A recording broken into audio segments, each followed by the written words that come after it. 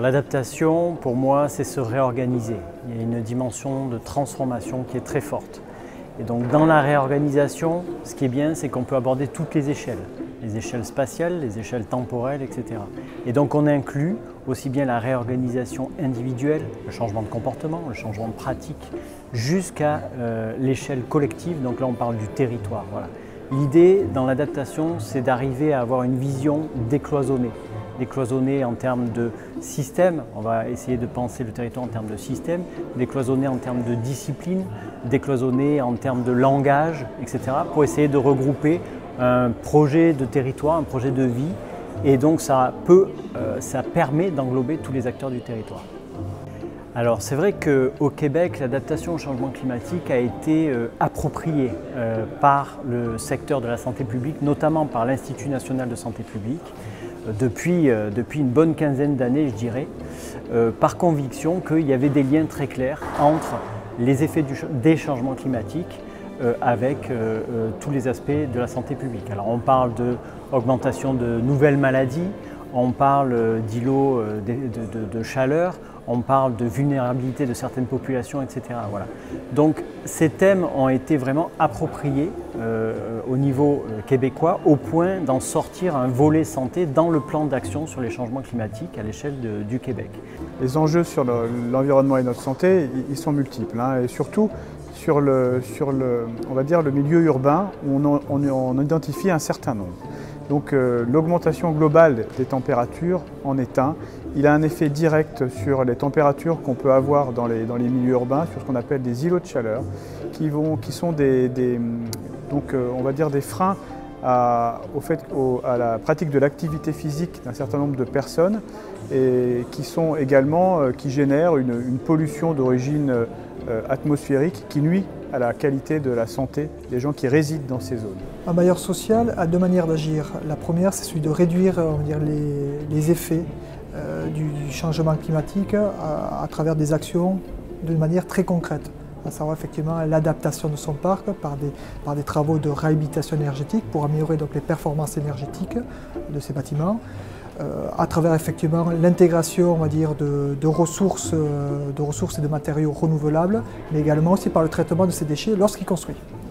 La seconde manière aussi, c'est effectivement d'anticiper le changement climatique à travers des nouveaux modes de faire, des nouveaux process de production de logements qui prennent en compte effectivement ces évolutions des modes de vie dus au changement climatique, à travers l'utilisation de matériaux, là aussi encore une fois ressourcés, mais également en produisant des logements par exemple bioclimatiques. Également en faisant en sorte de créer des espaces publics qui permettent effectivement de s'adapter aux évolutions du temps avec la création de zones fraîches, des espaces récréatifs qui permettent donc aux locataires, aux futurs résidents d'améliorer on va dire, leurs conditions de leur vie, leurs conditions d'habitabilité. Alors tout d'abord, on a vraiment senti qu'en matière d'habitat, comme dans d'autres domaines, bon nombre de ménages, de personnes qui veulent se loger n'acceptent plus la verticalité. C'est-à-dire qu'on ne leur impose plus leur lieu de vie. Ils veulent le bâtir avec nous.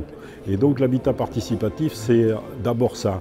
C'est donner l'occasion à des ménages de bâtir, de dessiner leur lieu de vie et surtout, et avant tout j'allais dire, de bâtir ensemble, leur vivre ensemble, la manière dont ils vont vivre leur vie familiale et leur vie collective, la manière dont ils vont partager un certain nombre de choses et la manière dont ils seront solidaires entre eux. C'est d'amener les gens à partager un certain nombre de choses. Alors ça peut être des choses très concrètes. On fait une laverie et on partage des machines à laver. Il y aura 10 machines à laver pour 40 logements au lieu d'avoir 40 machines à laver. Il peut y avoir un atelier de bricolage où il y aura 10 perceuses au lieu de 40 perceuses. Ça peut être du covoiturage organisé entre les personnes. C'est effectivement une sorte d'intelligence collective qui se crée au fur et à mesure des réunions participatives que nous organisons.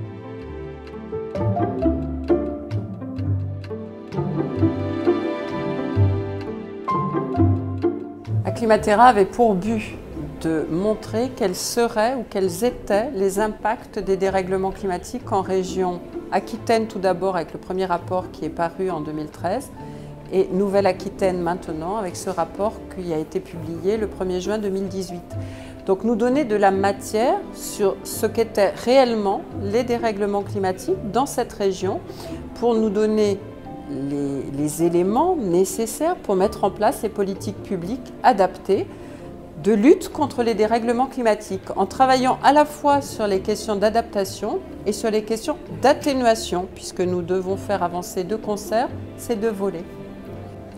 Mais par rapport au SRADET, le schéma régional d'aménagement, développement durable et d'égalité des territoires, il y a un volet climat et énergie qui est forcément très ambitieux vu le contexte. Quand on parle de climat, d'air et d'énergie, on parle forcément de santé. L'air en France, c'est plus de 40 000 décès par an. Donc comment est-ce que nous menons des actions, nous à l'échelle Nouvelle-Aquitaine, pour assainir l'air et pour penser à la fois santé humaine mais aussi santé environnementale? Je crois qu'on peut difficilement déconnecter les deux. Donc le travail que nous menons, c'est un travail pour diminuer les émissions de gaz à effet de serre, pour diminuer les consommations d'énergie et développer les énergies renouvelables. Comment ça se traduit? Je pense notamment au logement par exemple. Quand on fait des économies d'énergie dans le logement, on met en place un logement qui va avoir un confort thermique plus important.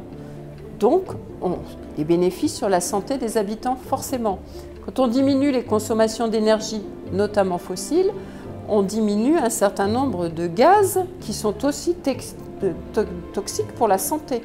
Donc toutes les politiques en fait sont imbriquées. C'est compliqué de dire quel impact ça va avoir plus sur la santé que sur les autres volets.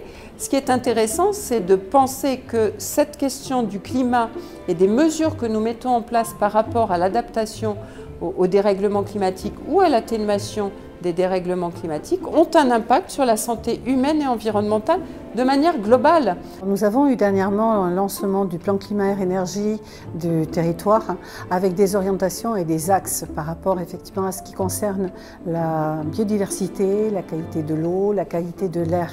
Sur ces axes stratégiques, nous avons la question de l'habitat qui concerne aussi le logement social, mais l'urbanisation, comment elle se fait, comment on préserve les pleines terres, comment on préserve l'eau.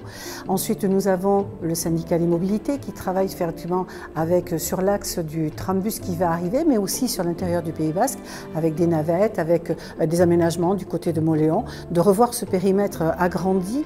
Et ensuite, nous avons aussi un travail qui est fait au syndicat des mobilités par rapport à l'étoile ferroviaire qui concerne les trains régionaux.